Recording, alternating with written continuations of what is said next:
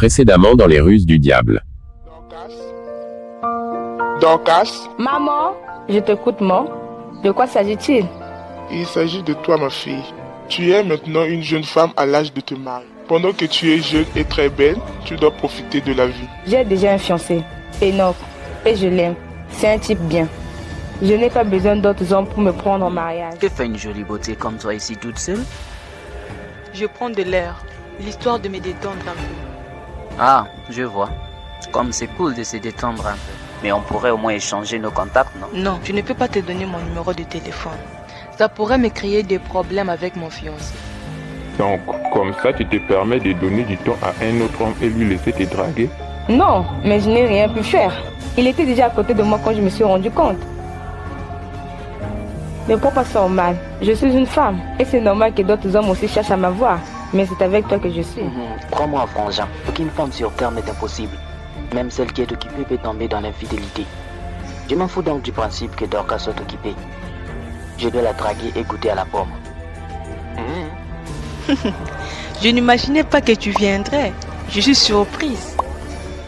Je suis un homme de parole. Je t'avais dit que je viendrais. Ah, je vois. Elle pense vraiment que je suis devenu un frère. Elle ne sait pas que mon intention est tout simplement de sortir avec elle.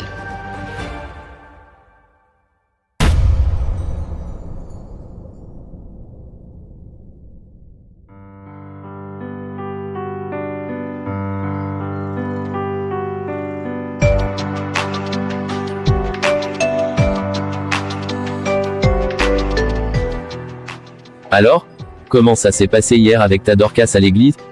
Et frérot, c'était cool. On m'a présenté à tout le monde. Et j'ai même causé avec leurs responsables à la fin.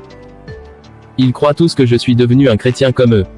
Et qu'en est-il de Dorcas? Tu l'as approchée? Oui frérot. C'est elle qui s'est même approchée de moi. On a causé pendant un moment.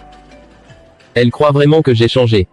En tout cas Ruben, moi il me faut ce poisson. Je dois le manger. Mais il faut acheter, on ne mange pas de poisson sans en procurer, moi une bière me suffit. Merde. Je te parle de Dorcas là. Quoi? Dorcas est un poisson? Depuis quand fait-on la cour à un poisson? C'est juste une expression. Ça veut dire que je veux sortir avec Dorcas. Mais pour aller où? Oh merde. Je ne sais pas pourquoi tu es devenu si stupide. Mais non, je veux juste comprendre, tu veux sortir avec Dorcas pour aller où? Peut-être vous avez fixé un rendez-vous pour aller manger un poisson quelque part. C'est ça? Ah, laisse tomber. Mais dis-moi, c'est Dorcas le poisson ou c'est ce que vous irez manger avec elle pendant votre sortie?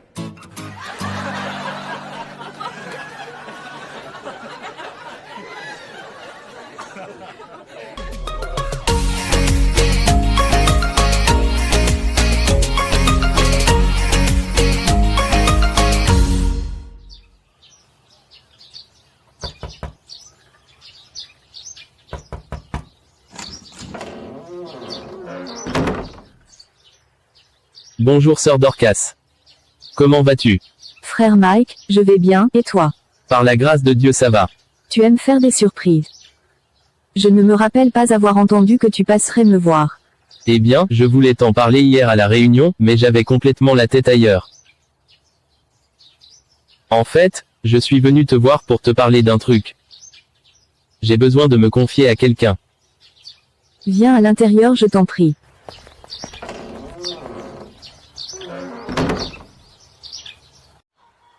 En fait, ma sœur, ma vie spirituelle est menacée. Cela fait plus de 3 semaines que je fais des cauchemars, je vois des démons qui me torturent, et des femmes de nuit qui me perturbent. Et quand je me réveille le matin, je me sens complètement fatigué. Oh mon Dieu. Mais tu as parlé de ça au frère Emmanuel? Non, pas encore. Je me suis dit que ça ne serait pas la peine de lui déranger vu que lui-même est hyper occupé par les cas des autres frères de la communauté. Alors l'idée m'est venue de t'en parler, c'est pourquoi je suis venu. Écoute Dorcas. Tout ce que je veux c'est de l'aide spirituelle. Je veux juste que tu m'aides dans les prières. On peut même faire un programme de jeûne et prière tous les deux pour me débarrasser de ces forces négatives qui cherchent à détruire ma destinée. Je vois. Ne t'en fais pas, on va prier et même jeûner pour ça, et je te promets que Dieu ne va pas t'abandonner. Merci ma sœur. Je savais que tu me soutiendrais. Que le Seigneur te bénisse. Je suis déjà béni il y a très longtemps mon frère. Dieu m'a béni depuis que je lui ai confié ma vie. Il ne me reste qu'à vivre ses bénédictions. Et moi je veux juste te séduire. Mais quand est-ce qu'on va commencer avec le jeûne? Eh bien, je vais te donner le programme demain. Ce soir je vais d'abord prier pour ça. Et je vais aussi informer Enoch. Frère Enoch? Est-ce vraiment nécessaire? Oui, c'est mon fiancé. Je dois lui mettre au courant. Peut-être que lui aussi va nous accompagner dans ce programme. Mais peut-être qu'il ne va pas comprendre, il va peut-être mal penser. Ne serait-il pas possible que nous le fassions seulement à deux? Je ne veux pas avoir des problèmes de cœur. Tu peux avoir raison. Enoch est trop jaloux. Il va peut-être avoir des arrière-pensées. Dans ce cas je vais seulement lui informer à la fin. C'est mieux comme ça. Voilà. Ça commence bien. Mon plan va marcher.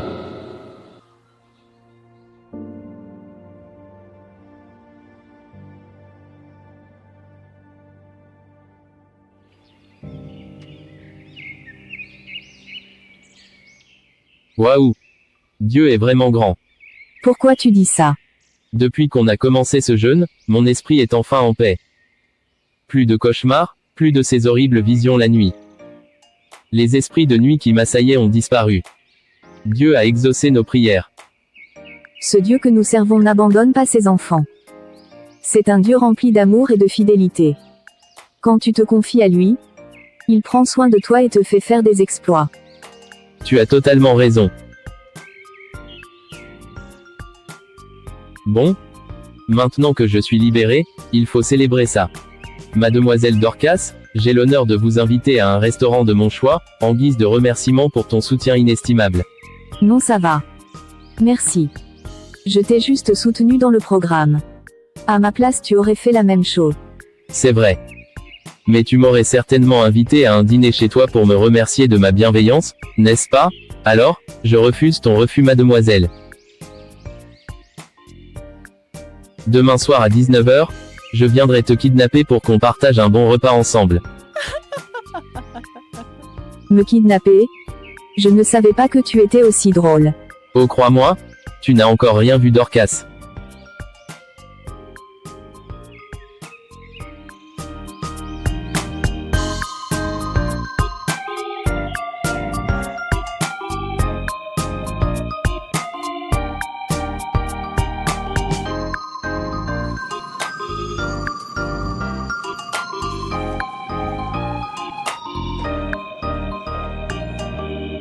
Dorcas, pourquoi as-tu maigri? J'ai maigri? Oh, je n'avais même pas remarqué. Qu'est-ce qui ne va pas chez toi? Rien du tout. Tout va bien. Alors pourquoi tu as maigri? Je te dis que tout va bien. J'ai du mal à te croire. On dirait que tu me caches quelque chose. Pourtant tu m'as toujours dit la vérité. Ce n'est rien de grave. J'ai juste fait un programme de jeûne pendant une semaine. Et tu ne m'en as même pas parlé. J'ai hésité. Pourquoi avoir hésité? Parce que je pensais que tu n'allais peut-être pas être d'accord. Pourquoi je n'aurais pas accepté? Parce que je n'étais pas seule dans ce programme. J'ai jeûné avec le frère Mike. Quoi? Il y a 2 semaines, il est venu me voir en disant qu'il était spirituellement menacé. Il a demandé mon aide, et je l'ai accompagné en jeûne et en prière pour sa délivrance.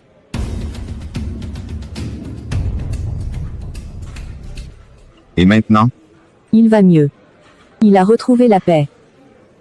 Donc c'est pour ça que je vous voyais souvent ensemble après les réunions ces 2 dernières semaines? C'était pour ça.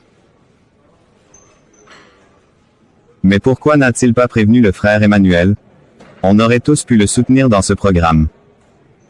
Il ne voulait pas surcharger le frère Emmanuel. D'accord. Mais que ce soit la dernière fois que tu fais quelque chose comme ça sans me mettre au courant.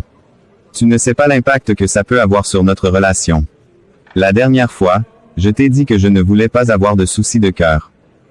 Fais-moi confiance, mon cher. Alors, comment avancent tes projets?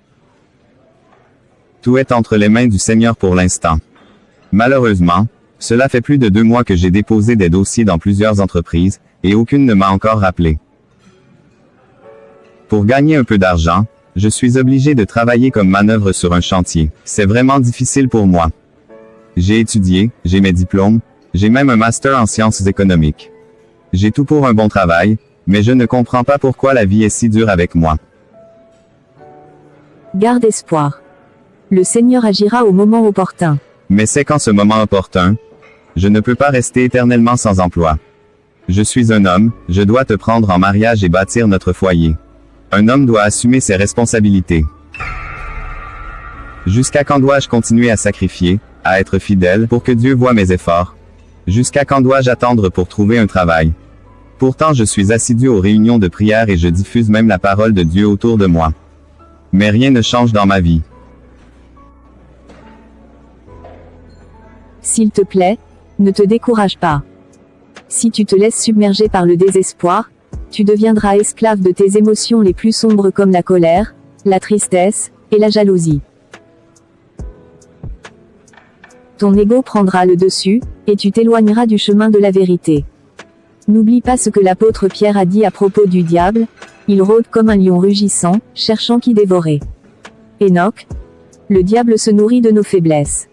Ne le laisse pas utiliser ton désespoir contre toi. Sois fort et garde à l'esprit que chaque chose arrive en son temps.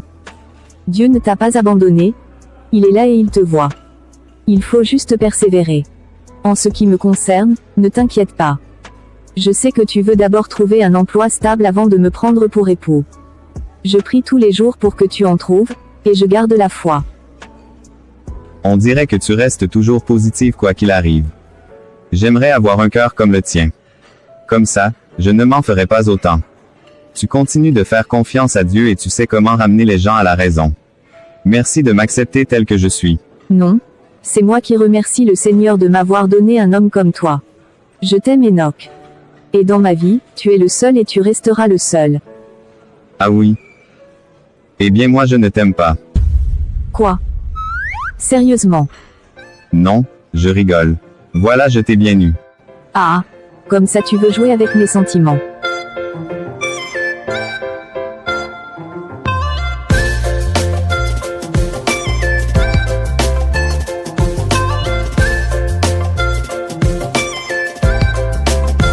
Je sais que d'habitude je suis hypocrite avec les femmes, mais toi, Mike, t'es une vraie légende en hypocrisie.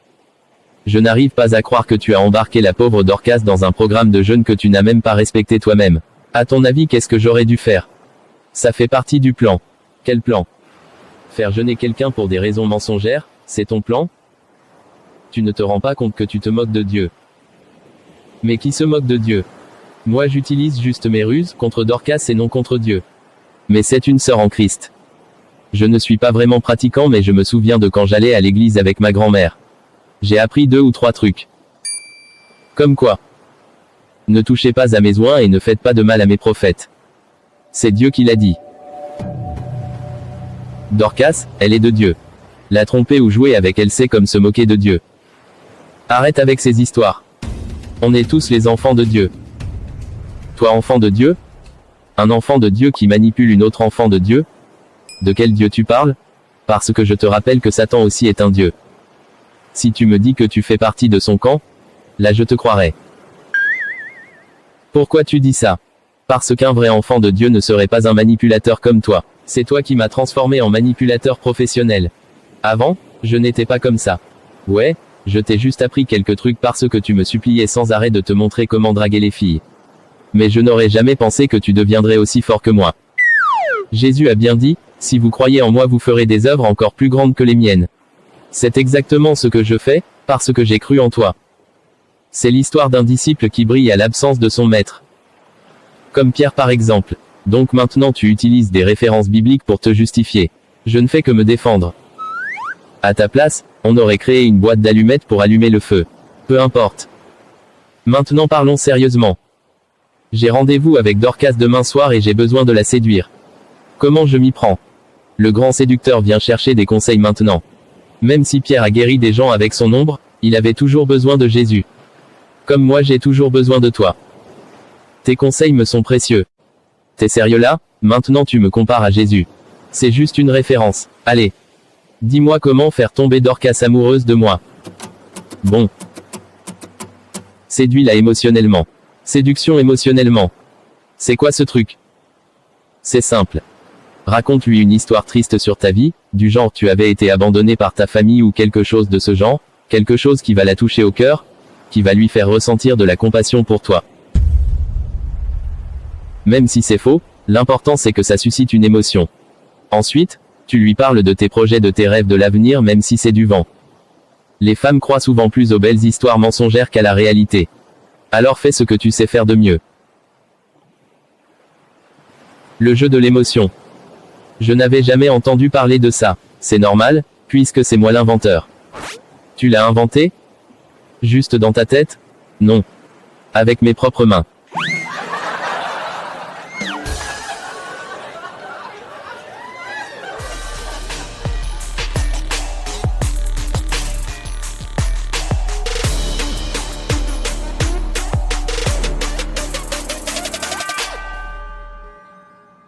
Frère Enoch. Comment vas-tu? Je vais bien, frère Emmanuel. Sauf que je suis un peu dérangé en moins par le fait que je n'ai pas encore trouvé de travail. À la maison on me traite de vaurien, et tous mes amis d'enfance se moquent de moi. Je me demande toujours qu'attend Dieu pour me bénir. Le fait que tu n'as pas de travail en ce moment ne veut pas dire que Dieu ne t'a pas béni. Et se poser de telles questions prouve que ta foi en Dieu est remise en cause. Mais je vais te dire une chose. Et garde ça dans ta tête. Quand tu sens que les temps deviennent très durs avec toi, c'est que ta gloire est proche. Dieu t'a béni depuis longtemps, mais il veut que tu lui fasses entièrement confiance avant de vivre pleinement ta bénédiction. Mais je lui fais entièrement confiance. Non, pas entièrement. Une partie de ta vie est gouvernée par toi-même. Tu as des projets mais tu ne les soumets jamais sous la direction du Saint-Esprit. Et tu convoites tellement ceux qui sont dans le monde en rêvant de devenir comme eux. Les entreprises dans lesquelles tu as déposé les dossiers sont sous l'influence de l'occultisme. Le savais-tu? Tu ne sais pas qu'en marchant selon les regards de tes yeux tu t'éloignerais de la lumière? Dieu n'est pas idiot de faire que tes dossiers soient rejetés. Tu veux dire que d'une part c'est moi-même qui bloque ma bénédiction. Tu as compris. Ouvre juste ton cœur. Confie-toi entièrement à Dieu. Et tu vivras ta bénédiction qui est juste proche de toi.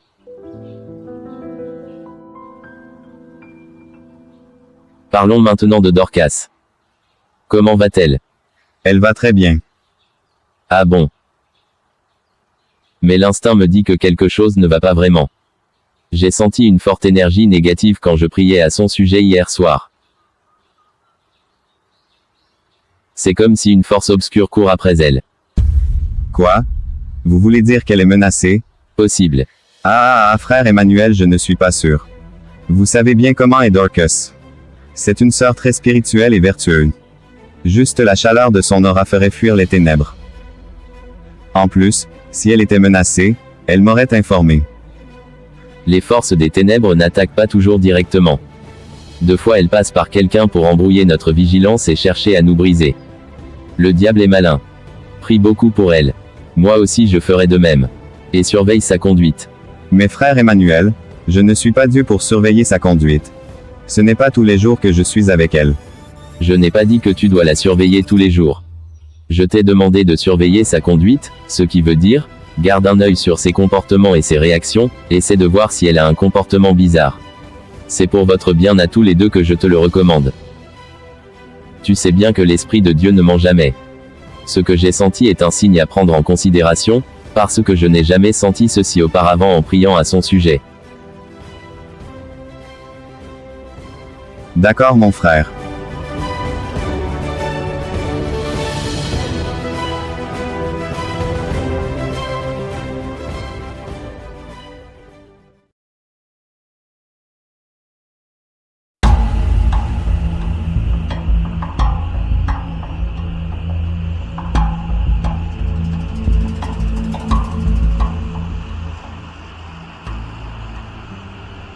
Que l'aventure commence.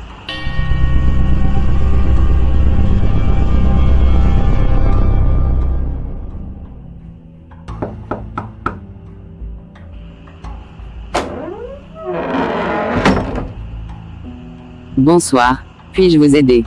Bonsoir. Excusez-moi, je suis l'un des frères qui communie avec Dorcas. Ah oui, je te reconnais. Tu es Mike. Oui, c'est bien moi. Vous me connaissez comment? Le jour où tu discutais avec ma fille dans le salon, j'étais dans la chambre à côté.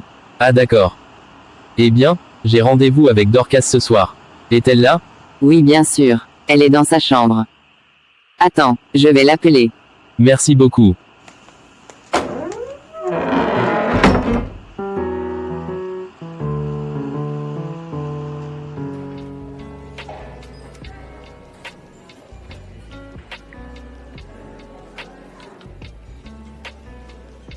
C'est la première fois que je viens dans cet endroit.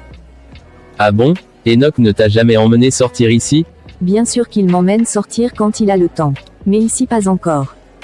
Et les endroits où il t'emmène, c'est plus beau qu'ici? Je ne dirais pas ça. Peu importe l'endroit, ce qui compte c'est qu'il m'emmène quelque part. Et ça me fait plaisir. Je comprends. Eh bien, tu vas goûter à ce plat? Et je suis certain que ça te plaira. Vraiment? Oui oui. La première fois que j'y ai goûté, j'ai failli confondre mes doigts avec la viande. Ah non, là tu exagères. Je te jure, mange et tu verras. Les cuisiniers de ce restaurant sont exceptionnels. Même les grandes personnalités de la ville viennent ici tous les week-ends.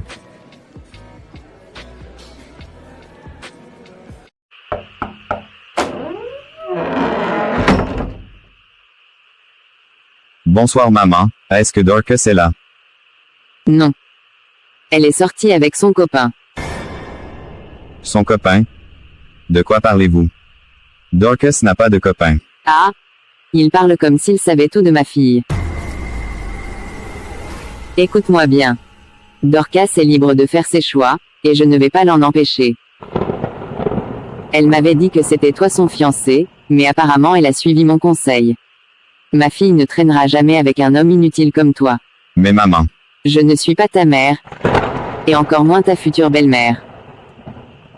Ma fille ne sera jamais avec un pauvre type de ton genre. Dégage. Je ne veux plus jamais te voir devant ma porte. Silent night, holy night, all is calm, all is bright, round young virgin mother and child, holy infant. Alors comment tu l'as trouvé le plat au restaurant? J'ai aimé. Merci beaucoup. Je t'en prie. Alors, parle-moi un peu de toi. De ton passé. Je veux te connaître un peu plus. Et pourquoi la fois dernière tu me faisais la cour?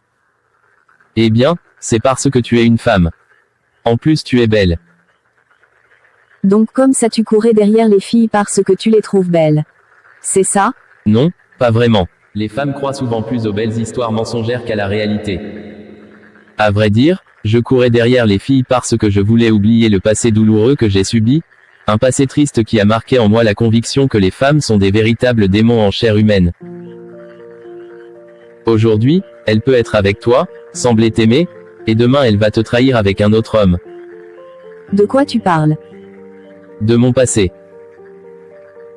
Il y a de cela une année, j'étais en relation avec une fille. Elle s'appelle Vanessa.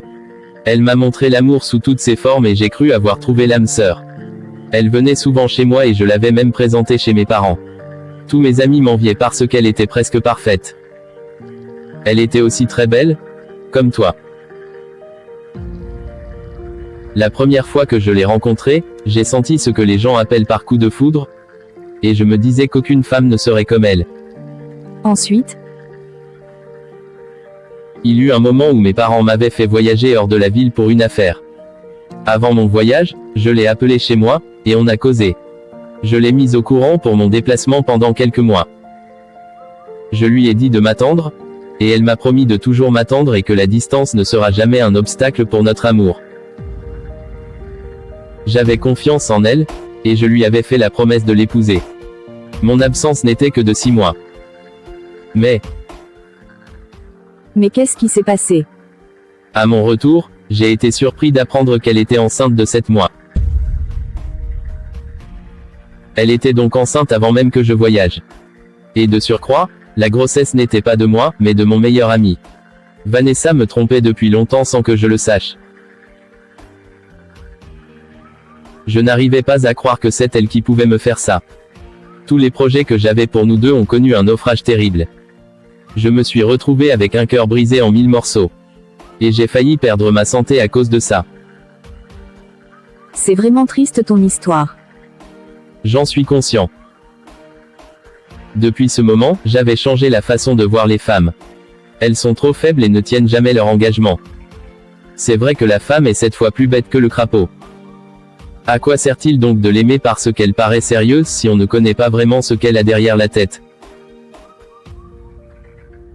Sortir avec les belles filles était pour moi un moyen de vengeance et de détente pour oublier Vanessa, jusqu'au jour où je t'ai rencontré et que grâce à toi j'ai donné ma vie au Seigneur Jésus.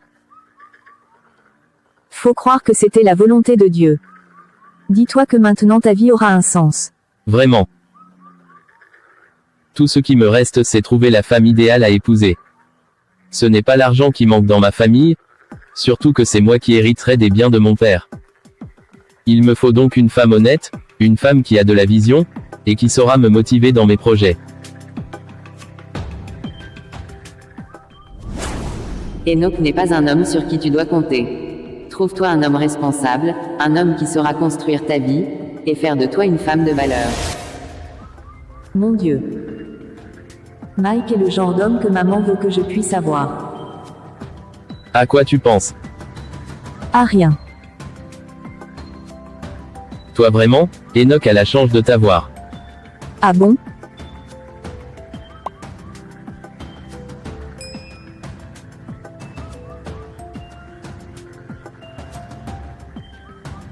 On dirait que la stratégie de Ruben fonctionne.